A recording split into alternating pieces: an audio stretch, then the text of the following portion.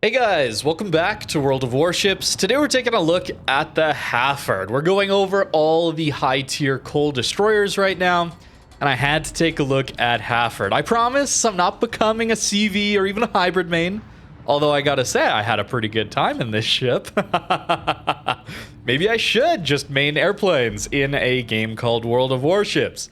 Hopefully I won't rant too long about that in this video. We're gonna focus on this ship, the Halford. This is a tier 9 American destroyer, which has airplanes. Yes, we have airplanes on a tier 9 DD here.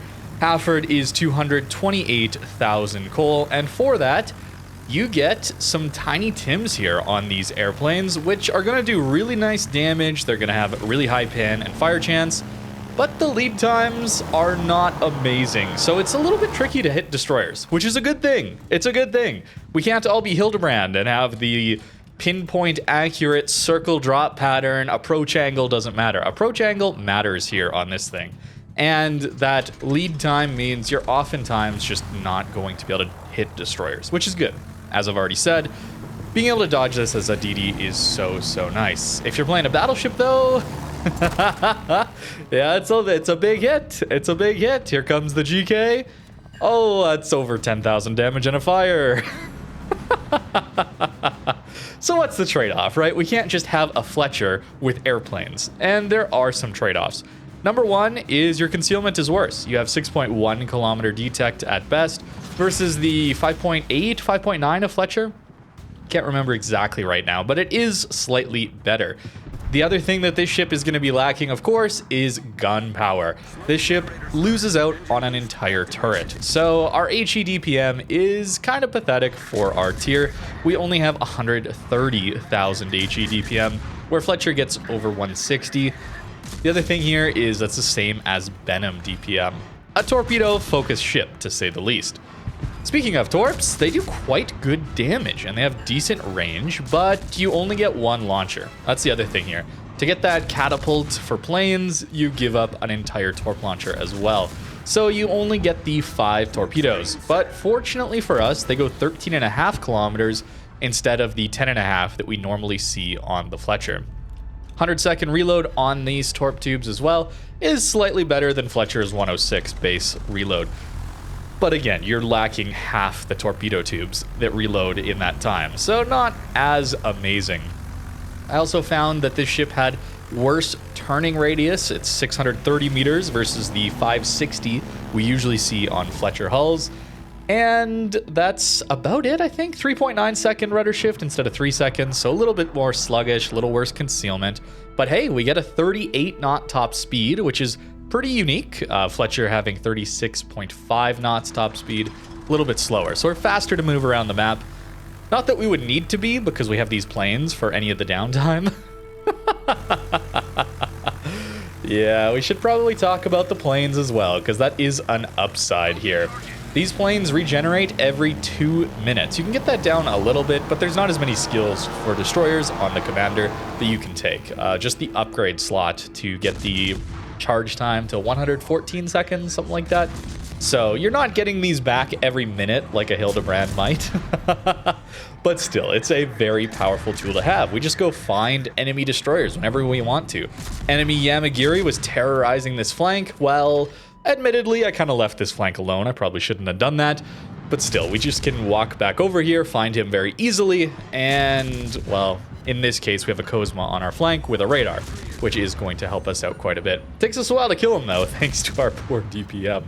When I first looked at this ship, I treated it more like a gunboat with these planes, thinking that losing half of the torpedo power of a Fletcher is much worse than just losing 1 gun out of 5 on a Fletcher. And this time I played it as a torp build, and I think it works a lot better. Playing from stealth with those torpedoes, scouting out targets, finding targets to attack with these planes, finding the destroyers. It worked out pretty well, actually. I was surprised at how much damage we were capable of doing. Although that said, this first game certainly is quite inflated by that GK going next, shall we say. I think we still would have done decent damage here, considering the planes just absolutely crushing battleships here. But still, it would have been much worse overall. As for consumables, you do get these very nice American smokes. They last a very long time, and then you have a choice between engine boost or a defensive fire, which is a 100% boost instead of the 50% we would see on some of the other tier 9 DDs like Black or Venom. 100% though on Fletcher, so pretty much the same thing. Of course, we're gonna take an engine boost, get us going around the map a little bit quicker. Here again, just casually flying over to do some damage to the battleship, and we just accidentally spot the DD. Well, not accidentally, I purposefully flew that way to see if we'd spot him, but you're gonna see that throughout this video, man. I'm gonna go strike targets and just happen to fly over a destroyer on accident. Feels kind of bad, man. Halford is an excellent scout. If you're gonna run this thing in a div, I mean, you're giving someone gearing smokes, but then also have the planes to launch to go give plane scouting for that person. That is extremely, extremely powerful. I didn't talk about it, but the HP pool here is the exact same as a Fletcher. Doesn't mean you want to go take gunfights like a Fletcher might, because again, that damage output is significantly worse. Here we're launching torpedoes preemptively at the Kitakaze, but he smokes and decides to reverse. So we get very fortunate that he reversed back into those torpedoes, giving us a dev strike to finish off this game of all things. It's very powerful. This, though, was my best game. And, well, we have some worse matches to show you, but I want to show you that this ship still has insane utility. Do I recommend this ship? No, I actually don't. I think it's going to be a little bit awkward to play for most people. And using the planes while you're in the ship, you're a vulnerable destroyer still. It's not like you're a heavily armored battle cruiser or battleship here. You're a DD. So what happens if you launch your planes and then torpedoes show up? Fortunately, they miss. Those are probably RPF torps if I had to guess. That's a little bit scary. That's a little bit scary. But hey, now we get the opportunity to just go find these guys. It's incredibly powerful to have plane spotting. I don't think you need me to tell you that. Maybe you do, because Wargaming thinks this is fine. No, they don't, but the rework is struggling to come through, I guess. I'd love to see just plane spotting not be as powerful as it is here. Maybe just minimap spotting only, perhaps, as a band-aid solution. It's not perfect, but it would help a little bit. Much like sub-torps not doing damage inside of 2.8 kilometers, something like that. We don't get any damage here because this was actually my first game in the ship, so I was playing Hildebrand recently. I was expecting a much closer drop pattern that I can just turn around and slap a destroyer real quick. Not so with these planes, but we managed to know where the Kitakaze is going, launch some torps in the general direction, and we do get quite lucky. Here I'm not popping a smoke because he popped his smoke. Oftentimes as a DD you can save your smoke by doing that.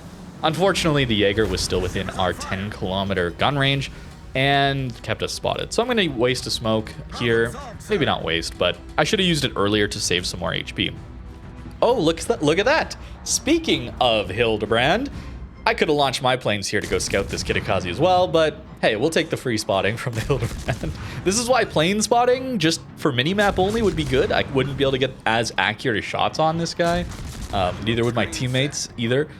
I'm not sure why he pushed out of his smoke so aggressively here. I guess to torp me. I don't really understand, but hey, we will take it.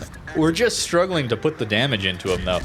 Given that I'm running a full torp build here, the dispersion is going to be a little bit worse. Fortunately, our teammates come through and do clean him up there, but pretty disgusting example of what a destroyer with bad guns, DPM-wise, can do to an enemy DD that's much more powerful than it, just through sheer spotting alone. And of course, some team support. That always helps. But typically, early game, you're going to get teammates supporting you.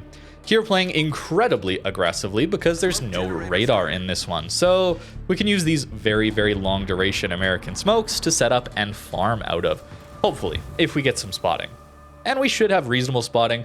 But the other thing is, when you launch your planes and go for an attack, you can jump back to your ship the instant you program in that attack vector. And that plane is still going to spot for you that whole time. It's spamming its guns to shooting the rockets and then going up into the sky to despawn. So you're able to get damage in on enemy targets, spotting for yourself with your own planes. That's pretty powerful. Oh, by the way, guess what I'm doing? Reversing in my smoke that I laid. It is not just that guy. I think a lot of good players do this, where they smoke up a big long smoke and then they reverse out of that last puff. Because people expect you to sit in your last puff. At least that's what people less experienced in the game, I'm gonna say, will oftentimes do. And I nearly took torps because of it as well, so that happens. It's very easy to do that. If you know the player's good or you're guessing, don't torp for that last smoke puff. Torp for one of the first ones. They'll oftentimes reverse back into it. Oh, hey, look at that. Going in for a strike on the Iowa, we happened to spot a Ugumo. We kind of knew he was there based on torpedoes, but yeah. If I had launched that strike just into the ocean next to the Ugumo, I would have had spotting for much longer and would have been able to deal a little bit more damage. But here's a really important clip to see. Ugumo's not a good gunboat, is it? It doesn't have the best guns. It's got okay guns. People should use them more, but it's not the best gunboat. You would think, especially considering the HP advantage we have. We have nearly 20k HP right now. He's got nearly 15k. So if 5,000 more HP and it's Ugumo guns versus, well, Halford guns. Let's see what's going to happen here. We are going to be a little bit closer than this should be, in my opinion. Or at least you would think on paper, considering that American guns in the past were the gunboat line back in the day. All those, what, 9, nearly 10 years ago now? Yikes, that makes me feel old. I've been playing this game a long time, man. But hopefully we finish him off here. No, we do miss. I think running aiming systems would be a good idea instead of the torpedoes. But, well, and considering if you get your torps permanently taken out, maybe it is a good idea to run a little bit more guns. Yeah, that feels a little bad. The woes of having only one torpedo launcher. You know, even it can happen with 2 launchers or 3 launchers, but yeah, permanently destroyed modules. That's pretty fun. Sure would be nice if Wargaming were to change that as well. Get rid of detonations, get rid of permanently destroyed modules, get rid of plane spotting, have it only for minimap. Well, you know, if I'm living in a fairy tale land right now, maybe just get rid of planes altogether, get rid of subs altogether. Why stop at a band-aid solution? I don't think they're going to do that. They won't listen to me on that, unfortunately. But maybe the plane spotting thing for minimap only is a band-aid solution. I don't know. We have 40k spotting in this one and only 34k damage. But spotting is so important, man. It's so valuable for your teammates. You can light up everyone, let them know where they're going, let them know what they're shooting at, right? As a battleship player, the most dev strikes you get are when you are undetected, able to surprise someone. If cruiser players know where you're shooting, where you're looking at all times, that they can check that, good players shouldn't really be taking much damage to a battleship. Unless they just happen to overmatch Citadel U, which does happen and is incredibly annoying as a cruiser player. Alabama here taking a little bit of damage, but you see how the damage really falls off the instant you're not perfectly lined up to the broadside. That's a good thing. If I had to say planes are balanced, like let's hypothetically say planes are fine and balanced, that's why they need approach angles to have good approach angles and bad approach angles relative to Hildebrand. Right? Those dive bombers, you can approach any angle. It's a circle. It doesn't matter. Whereas having an ellipse like this is better. Halford rockets have that. Louisiana, the American battleship hybrids have that as well. It's an ellipse. It's an oval where you have to approach from the bow in that case. And then you're going to get the most damage if you approach from the broadside, or the enemy ship is smart and is able to turn broadside, force you to drop their broadside. You're going to do quite a bit less damage.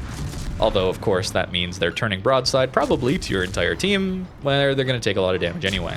Planes are pretty busted, in my opinion. But there's levels to it, I suppose. Trying to farm this Alabama, we did get blind fired. We got blind fired and smoked by that Salem, blind fired and smoked by Alabama.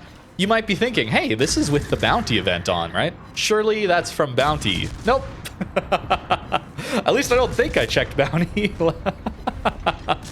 People just hate Halford, I guess. I can't blame them. Hybrids are very, very annoying. But notice our DPM here is quite bad. I will admit it would look a little better if I ran a gun build, but it's still, it's Venom guns. Are you running a gun build Venom? well, there you have better torpedoes. So that's not a fair example to make. But still, it's not like you're going to be farming that much damage out of these guns. At least the smokes last a long time. If you get into a position like this, you can do a little bit of chip damage, but the gunpowder here is a little bit lacking, in my opinion. And that's why it's going to be a little bit awkward to play, because you have a little bit worse maneuverability, you have worse guns, you have worse torpedoes than a Fletcher. And to make up for that, you have incredibly powerful planes, but you don't always get the most value out of them as far as spotting or damage unless you know where you're going, what you're trying to spot, what you're trying to do damage to, how you're going to line them up. So I think for most people, this is just going to be a worse ship than a Fletcher. Certainly for damage output, I think it is just a worse ship than Fletcher. For battle impact, the planes are just so busted that if you even slightly know what you're doing, trying to go over certain areas of the map, spot specific ships, not just fly into a clump of AA, and drop your strike and probably lose a bunch of planes. There's a lot of battle impact you can have here. Even in a game like this, where I didn't have my torps at all, we still do like nearly 80k damage, I guess, with the Iowa salvo here. I guess I put that a little low, so only 3k on that one. You do have to aim a little bit higher than I did there, but still, managed to get an okay amount of damage. Got a little bit of chip damage, I guess, into Iowa from that smoke, but we'll skip past that. I already showed you the farming from smoke not being so good. But without torps, we still did close to 100k, which is an alright tier 9 DD game. Not too impressive, though, compared to something like a Fletcher, where we could do a bunch more with those torpedoes, and certainly much better gunpowder. Now, here's a little bit of a risky play, but hey, if there's no one around, we could launch these planes while we're capping, and give us a little heads up on who is approaching this cap. It's one of the scarier things, especially when there's radars in this game. There's a Cleveland, there's an Alaska. So let's go see if there's, well, we know where the Cleveland is. Let's see if there's an Alaska approaching this island here. It's a very common radar island, but no, there's no one here. Our planes aren't even spotted. And there is the Alaska. I mean, that is just some super valuable information that we can get for basically free. Cleveland pops his defensive AA even, and we still get all of our planes through for our strike because, well, that's airplanes for you. A little bit high. Some of those rockets go just over his bow, but we still do 5k damage, and, well, our teammates are probably going to take him out. We'll launch some torps, I think, and we'll grab the B cap, just like that. It could have been a lot worse, obviously, if that Alaska had come for this island, if there had been a DD around to deal with that radar as well. But that's a pretty safe cap, and a lot of information gathered for our team. Not only was I spotting for myself to know I had a free B cap, but that extra spotting to know what's in the middle means our Salem was able to push up super aggressively and not have to worry about that broadside shot or what could possibly, the fear of the unknown, right? What is out there to hit me while I'm making this push? Now we go in for a strike on the Alaska and just happen to fly over a Kitakazi. It's kind of brutal, man. It sucks. It sucks to fight a hybrid, man. It's so brutal because either you're playing around your teammates for their AA to try and not get struck over and over and over again because your destroyer AA is really not all that good, but then you just happen to get spotted like the Kitakazi gets spotted again when those friendly ships are taking damage. It's a pretty rough situation, dude. I think the only answer is to run away, right? Like, what do you do, man? I guess you try and burst down a Halford, but let's say a Halford is doing this, laying a smoke for their Salem div mate. The Salem's not in a div for me right now, but how do you deal with that if the Halford has div mates in the smoke? Or even just random teammates that are in light cruisers or heavy cruisers like a Salem that want to farm from smoke? Good luck, right? It's kind of not particularly fair. So do I recommend it for you to get? I think for some team play elements, there are good reasons to get this ship at tier 9. Certainly to lay the smoke, get the spotting for your div mates. It's going to be even more powerful than a destroyer normally would be. A lot of people would run like a Gearing or a Fletcher for that smoke bot role. But in this case, you just get to launch planes every once in a while. Go say hi to the Gearing. Gearing has a choice to make. Does he leave his AA on and try and deal with the planes? But then I can barely get a strike lined up. The worst dispersion you've ever seen on that drop, so we shouldn't get any hits, right? Feels bad, man. Feels bad, man. I don't think you should get this ship, though, if you're not particularly experienced in DDs, especially in the spotting role. This ship can die rather quickly. It doesn't have the best guns or torpedo power, so you really have to want to run this as that hybrid destroyer role, getting a lot of spotting for your teammates, a little bit less damage. Here, for example, only 30k damage so far, but 67,000 spotting. And a lot of that in on, you know, capital ships, battle cruisers like the Alaska there, but we still went over and were able to spot their enemy destroyers too. And that is extremely powerful, even though the damage output, our damage output, doesn't necessarily show that.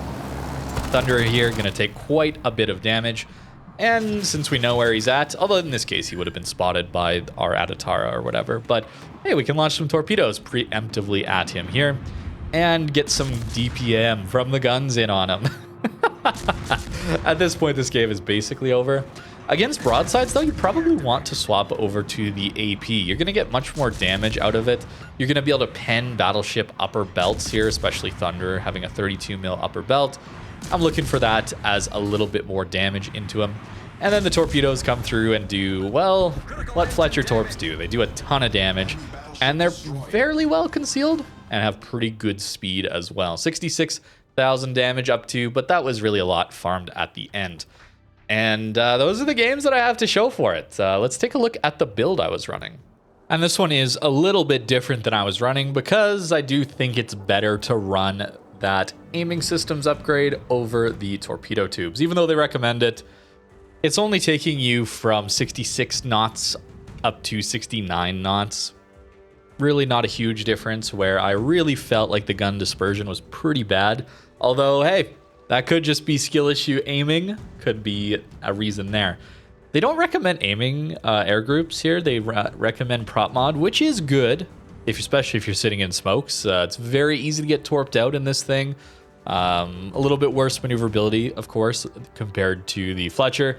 But, I mean, getting those planes back, getting the speed up, as well as that HP is really nice. Maybe that's the reason I was able to strike a couple more times into some heavier AA.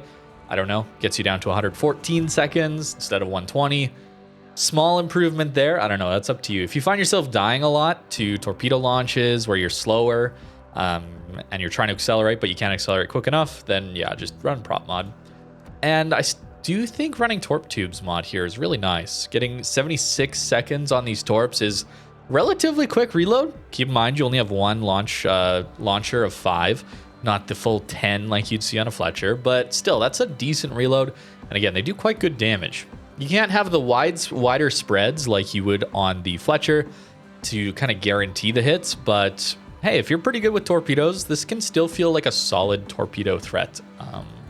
Of course, the planes are the big deal here on this one and are going to be the difference maker between you getting good games or bad games out of it.